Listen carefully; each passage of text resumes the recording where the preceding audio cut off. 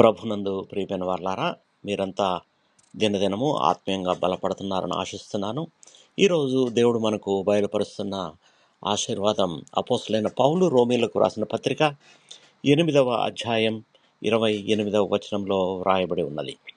దేవునిని ప్రేమించు వారికి ఆయన సంకల్పము చొప్పున పిలువబడిన వారికి సమస్తమును మేలు కొరకే జరిగించుచున్నాడని మనకు తెలియను. మన జీవితంలో జరిగే ప్రతి సంఘటన మనకు అర్థం కాకపోవచ్చు. కొన్నిసార్లు కష్టాలు, బాధలు, ఆలస్యాలు మనల్ని నిరుత్సాహపరచవచ్చు. కానీ ఈ వాక్యం మనకు ఒక గొప్ప సత్యాన్ని గుర్తు చేస్తుంది. దేవుడు ఏది కూడా వ్యర్థంగా జరగనివ్వడు. మనకు చెడుగా అనిపించిన పరిస్థితుల్లో కూడా దేవుని సంకల్పం పనిచేస్తూనే ఉంటుంది.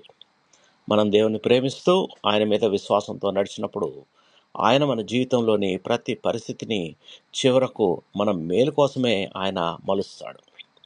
కష్టం మనలను విరగదీయడానికి కాదు, బలపరచడానికే వస్తుంది. ఆలస్యం మనలను నిరాశపరచడానికి కాదు, కానీ దేవుని సమయాన్ని నేర్పించడానికి వస్తుంది. అందుకే పరిస్థితులను కాదు, కానీ దేవుని వాగ్దానాన్ని నమ్ముదాం.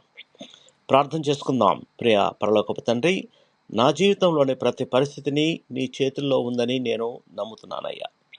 నాకు అర్థం కాని కష్టాల్లో కూడా నీవు నా మేలు కొరకే కార్యం చేస్తున్నావని విశ్వసిస్తున్నాను. ప్రభువా, నా హృదయంలోని భయాన్ని తొలగించు, నా విశ్వాసాన్ని బలపరచు, నీ సంకల్పానికి లోబడి నడిచే కృపను నాకు దయచేయండి.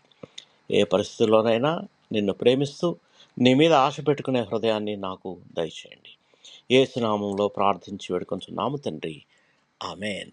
మీకు ఎవరికన్నా ప్రార్థన అవసరత ఉంటే నాకు మెసేజ్ చేయండి. దేవుడు మిమ్మల్ని అందరినీ కూడా బహుగా దీవించి భద్రపరచునుగాక. ఆమెన్.